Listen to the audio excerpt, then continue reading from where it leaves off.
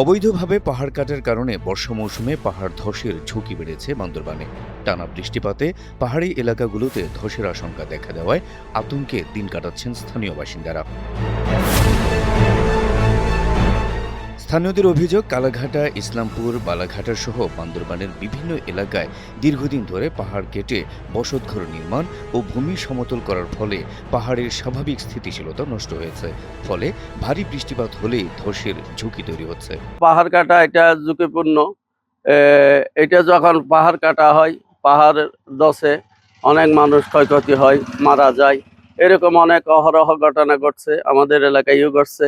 তো বর্ষাকাল আসলে প্রায় সময় দেখা যায় পাহাড় থেকে নামতে কষ্ট হয়ে যায়। তারপরে আপনার কি বলে, এই পাহাড় ভাঙার কারণে ঘর থেকে নামতে পারে না, ঘর বাড়ি ভাঙে, মানুষ মারা যায়। এটা তো প্রতিনিয়ত আছে, প্রতি বর্ষাকালে এগুলো হয়ে থাকে। সবচেয়ে বেশি সমস্যা হচ্ছে এই বর্ষার মৌসুমে যখন মাটি ভাঙে, ওই ভাঙার পরে মাটিগুলো নিয়ে যায় এক প্রকার কতগুলো মানুষ আছে যারা মাটি ব্যবসা করে তারাই। বৃষ্টি আসলে আমাদের একটা ভয়ের মধ্যে থাকতে হয়, কখন না পাহাড় ভেঙে পড়ে যায়।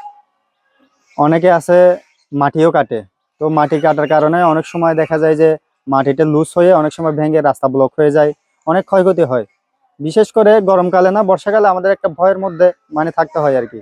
অনেক সময় পাহাড় ভেঙে অনেক মানুষও মারা গেছে, এরকম অ্যাভেলেবেল রেকর্ডও আছে। বান্দরবান পৌরসভা প্রশাসক জানালেন, পাহাড় কাটা বন্ধে নজরদারি জোরদার করা হয়েছে। সেই সাথে পাহাড় ধসের ঝুঁকিতে থাকা পরিবারগুলোকে নিরাপদ স্থানে সরে যাওয়ার অনুরোধ জানান তিনি। বর্ষাকাল যখন আসে তখন পাহাড় কাটার একটা হিড়িক পড়ে যায়, কারণ তখন পাহাড় কাটলে সেটা বর্ষার পানিতে, বৃষ্টির পানিতে নিচে ধুয়ে চলে যায়। এটা মানুষকে অতিরিক্ত পরিশ্রম করে মাটিটা সেখান থেকে অপসারণ করতে হয় না। এই সুযোগটা কাজে লাগানোর জন্য তারা বর্ষাকালে এই কাজটা করে থাকে। তো যার ফলে এই বর্ষাকালে পাহাড় কাটার ফলে আমাদের যে পৌরসভার ড্রেনগুলি আছে সেগুলো কিন্তু ভরাট হয়ে যায়। ভরাট হয়ে রাস্তার উপর দিয়ে আপনার পাহাড়ের পানিগুলি প্লাবিত হয়।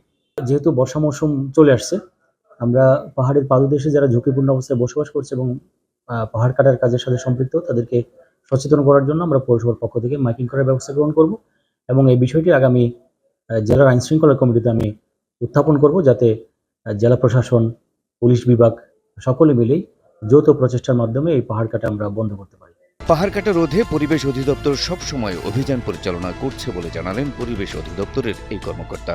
পাহাড় কর্তন রোধে পরিবেশ অধিদপ্তর এবং জেলা প্রশাসন, পুলিশ প্রশাসন সহ আমরা একসাথে মোবাইল কোর্ট পরিচালনা করছি এবং যেখানে আমরা পাহাড় কর্তনের খবর পাচ্ছি আমরা দ্রুত আমাদের আইনগত ব্যবস্থা নিচ্ছি। আমাদের এনফোর্সমেন্ট কার্যক্রম চলমান আছে এবং বান্দরবানের পাহাড় এবং জীববৈচিত্র্য রক্ষায় আমরা সবাই মিলে একসাথে কাজ করছি এবং আমরা সর্বোচ্চ চেষ্টা করছি যে বান্দরবানের পরিবেশ সুরক্ষা এবং বান্দরবানের যে প্রাকৃতিক জীববৈচিত্র্য রক্ষায় পরিবেশ অধিদপ্তর তার কার্যক্রম অব্যাহত আছে। পাহাড় কাটার ফলে দুর্বল হয়ে পড়েছে অনেক পাহাড়। বর্ষার ভারী বৃষ্টিতে যে কোনো সময় ধসের ঘটনা ঘটতে পারে। ফলে আতঙ্কের মধ্যেই দিন পার করতে হচ্ছে পাহাড়ি এলাকার বাসিন্দাদের।